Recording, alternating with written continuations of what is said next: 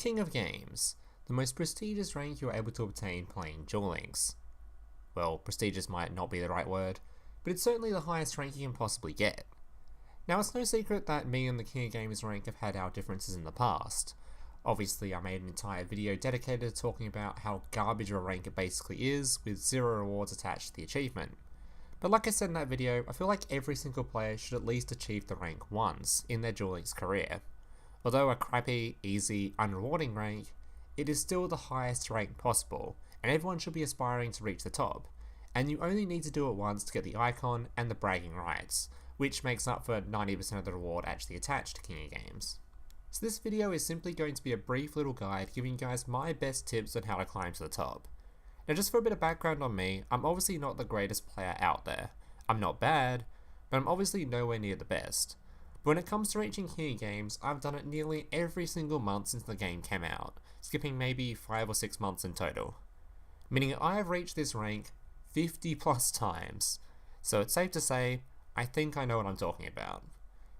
Now a couple of things before we get into the guide. First of all, I wasn't really sure how I wanted to format this video, as I didn't really want it to be too long, so it's not exactly going to be a full comprehensive guide. It's simply going to be me going through my top 3 tips or pointers on how to reach King of Games. Secondly, this video is generally aimed at newer players who haven't reached King of Games before, so although a lot of the stuff I say in this video may sound very obvious to most of you, keep in mind who it is aimed at. I don't want to see any comments complaining about me covering basic stuff, since that is essentially what I'm trying to teach. And last but not least, just as a friendly reminder, if you are enjoying any of the content you are watching or find any of it useful, to please leave a like on the video down below and consider subscribing to the channel whilst you're down there. I'm getting pretty close to 50k now, so I'd really appreciate all the subs I can get. It's completely free and you can unsub at any time. Alright, so tip number 1.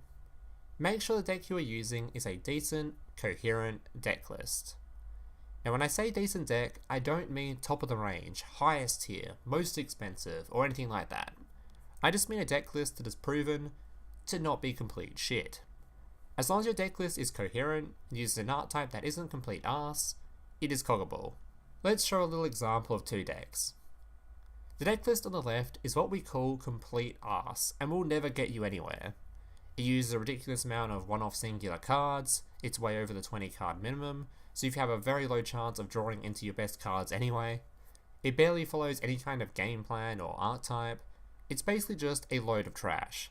And if your deck list is anything like what I just described, I highly suggest checking out the most viewed video on my channel, my deck building guide, which I'll leave a little card thing or two up there, as you probably should watch that first. Now the deck on the right is a lot more standard. It uses 3 times your best cards, it runs as close to 20 cards as possible so you have your highest chance of drawing into those cards, and it follows a standard decent art type in 6 Samurai, which is most definitely no longer a top tier art type, but it is proven to not suck, and is therefore King of Gamesable.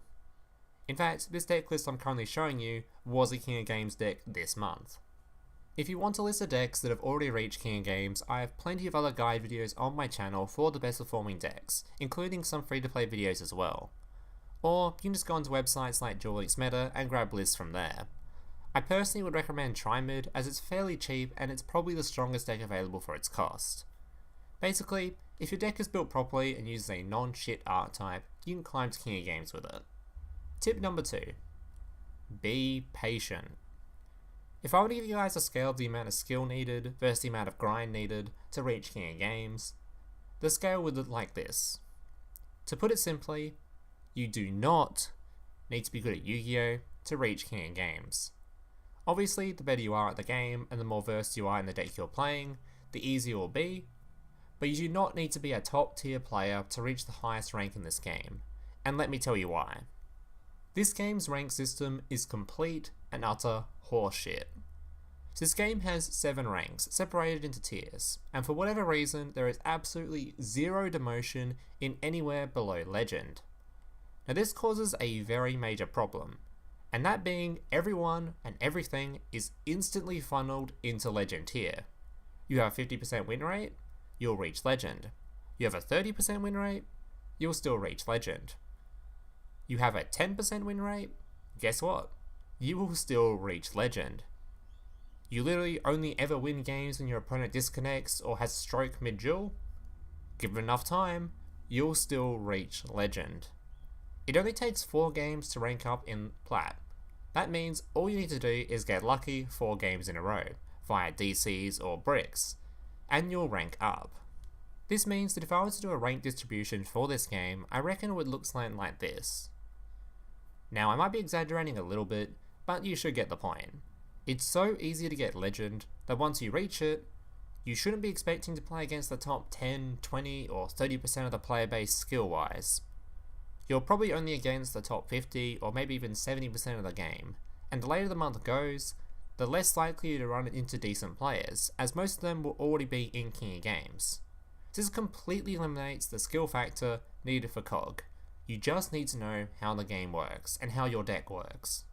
From there, it just becomes a grind of playing as many games as possible to try and reach the top. So be patient. Remember, you have a whole month to do it, and the later the month goes, the less strong players will be around, and the more trash will have flooded into the Legend funnel. I mean, it becomes pretty damn easy towards the end of the season. So yeah, be patient. And finally, tip number 3. For the love of God, stop making excuses. This is the number one thing that annoys me the most about my comment section. I have received thousands of comments simply making excuses. Meta is too broken, pay to win, bullshit RNG, all the standard complaints you would expect, and to be fair, you have every right to complain. If you lose to an Onomat player, which is currently considered the best deck in the game, you can complain about the deck being too broken. If you lose to someone playing Triple Book of Moon, by all means, call him a pay-to-win sweaty basement dweller. If you lose to someone who opens 3 cards of Consonants and proceeds to be able to activate all 3 of them, effectively drawing his entire deck on turn 1, yeah, that's a load of bullshit. But the problem comes when I start reading this statement. I can't reach King of Games because... Then insert whatever copium statement excuse you like. This copium overdose is not why you're not reaching King of Games. You are simply making excuses. There will always be a meta deck, and a deck that is considered the best. That doesn't stop off-meta decks reaching King of Games. There will always be cards more expensive to obtain than others. This doesn't stop budget or free-to-play decks reaching King of Games. Bullshit RNG does happen. Deal with it. And once again, it should not stop you reaching King of Games. Seriously, here is a list of 500 decks that have reached King of Games this month. Do you seriously believe that all 500 of these decks are pay-to-win, top-tier meta decks? I'm sure the Amazonas, Trimid, Lunalite, Ritual Beast, Evil Eye, and many other fairly free-to-play friendly decks that can all be obtained with a budget would all disagree with you. And if we're talking straight meta decks, there is a fucking Skull Servant deck list. Skull Servant. So yeah, stop complaining, stop making excuses, just do it. Alright guys, that's going to be it for today's little guide video. I hope you guys enjoyed it or found it somewhat useful, and if you did, make sure to leave a like down below and consider subscribing to the channel whilst you're down there. If you other King of Games players out there have any further tips you'd like to share onto the newbies, feel free to leave them in the comments down below. Thank you guys for watching, laters. Hey, big brother, can I watch SpongeBob? Shut up, Mokuba. I'm busy flagging YouTube videos to compensate for the fact that I have an extremely small penis. Oh.